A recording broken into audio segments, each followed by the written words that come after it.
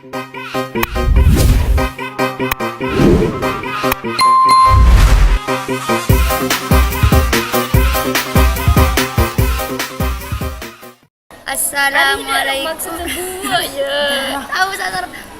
Pembukaan kotanya. Assalamualaikum warahmatullahi wabarakatuh. Di sini kelompok kami akan menjelaskan tentang manusia purba di Indonesia. Pengertian manusia purba. Manusia purba adalah manusia yang hidup pada masa penjajahan. Sebelum dikenal tulisan, manusia purba sering juga disebut manusia fosil karena sisa-sisa keberadaannya ditemukan oleh para peneliti telah membantu atau berubah menjadi fosil selama berabad-abad. Penelitian mengenai manusia purba menjadi salah satu yang terpenting sebab keberadaan mereka menjadi bukti kuat memang proses adaptasi spesies manusia. Memahami definisi manusia purba.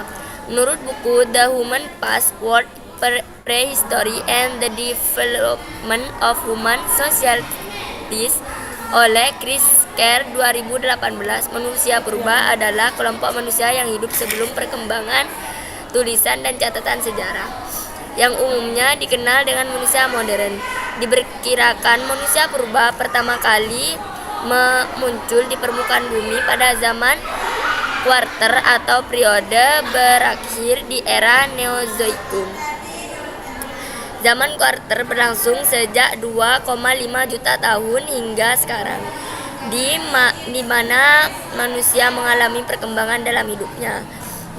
Menurut buku The Complete World of Human Evolution of Chris Sterigen 2020, pengetahuan binatang tentang kehidupan manusia purba memberikan wawasan tentang bagaimana manusia pertama kali berpindah dari Afrika ke berbagai bagian dunia.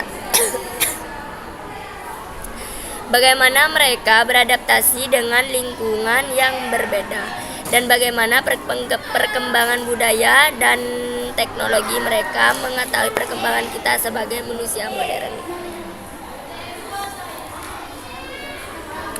Baik, di sini saya akan mempresentasikan tentang manusia purba. Para ahli yang meneliti keberadaan manusia purba di Indonesia. Tokoh peneliti manusia purba di Indonesia. Yang pertama, Eugene Du Bois. Penelitian manusia purba di Indonesia dipelopori oleh Eugene Du Bois, sekarang paleoantropologi perkebangsaan Belanda. Eugene Du Bois bertolak ke Indonesia pada pertengahan 1880-an untuk mengejar obsesinya dalam mencari fosil manusia purba, dan pada 1889 ia mendapatkan kiriman sebuah fosil tengkorak yang ditemukan di Wajah, Tulungagung dari B.D. van Richthofen.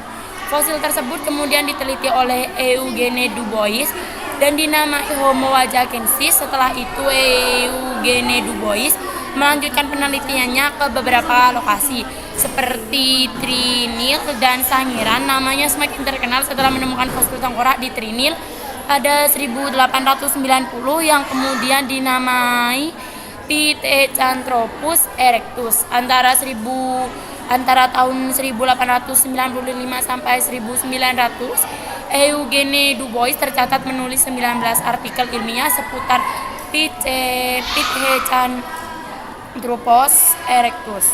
Yang kedua, Gustav Heinrich Raps von Koenigswald. Gustav Heinrich Raps von Koenigswald adalah ahli paleontologi berkebangsaan Jerman yang pada awalnya bertugas untuk mengembangkan biostratigrafi Pulau Jawa.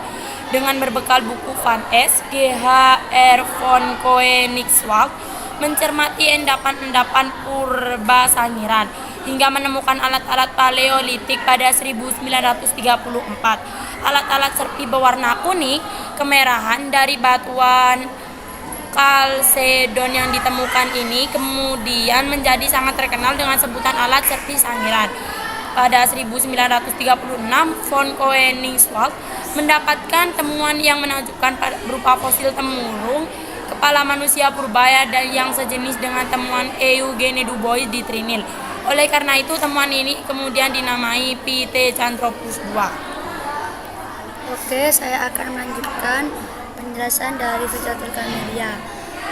Yang ketiga yaitu ada Terhar dan Ir. Openo dalam melakukan penelitian sering bekerjasama dengan peneliti lain, termasuk Terhar dan Ir. Antara 931 sampai 1934. Ketiganya menemukan fosil Homo solonensis di Sangiran, Jawa Tengah.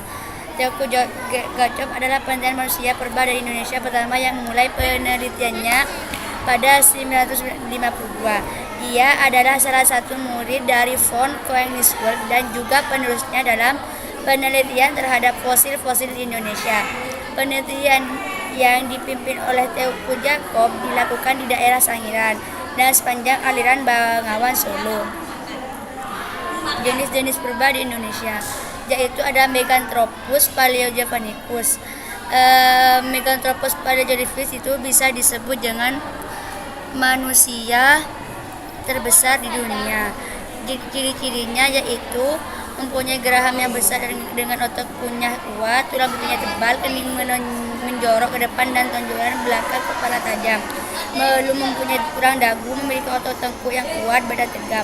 Yang kedua ada Homo solonensis. Homo solonensis adalah manusia ditemukan oleh GHR von Koenigswerd antara Bernard Tier. Adalah manusia kera dari Solo. Ciri-ciri Homo solonensis antara lain memiliki rongga mata yang tajam, bentuk tengkorak lonjong, tulang pipi tebal besar dan kasar, hidungnya lebih sedikit, rahang atasnya menonjol ke depan. Yang penjelasan selanjutnya yang akan dibawakan oleh Nur Hazinawati. Baik, saya akan melanjutkan penjelasan dari Ibtihal. Manusia purba di Indonesia. Homo wajakensis. Homo wajakensis merupakan jenis manusia purba yang ditemukan di desa Wajak, Tulunggagung, Jawa Timur oleh insinyur pertambangan B.D. van Rietschoten pada tahun 1889. Penemuan jenis ini menjadi penemuan pertama di Asia. Manusia purba jenis ini diperkirakan hidup sekitar 40.000 tahun yang lalu. Ciri-ciri Homo wajakensis antara lain adalah mukanya cenderung datar dan lebar, tinggi tubuhnya adalah sekitar 173 cm, mempunyai tulang tengkorak, rahang atas dan rahang bawah, mempunyai tulang paha dan tulang kening. Homo florensis, fosil manusia purba jenis Homo florensis di Pulau Flores, Nusa Tenggara Timur. Menurut para ahli, manusia purba jenis ini merupakan nenek moyang bangsa Indonesia. Ciri-ciri Homo florensis antara lain memiliki tulang rahang yang menonjol, memiliki tengkorak kepala kecil dan memanjang, bentuk dahi sempit dan tidak menonjol, tinggi badan bisa mencapai 1 meter. Oke, cukup sekian presentasi dari kelompok kami. Kurang lebihnya mohon maaf. Wassalamualaikum warahmatullahi wabarakatuh.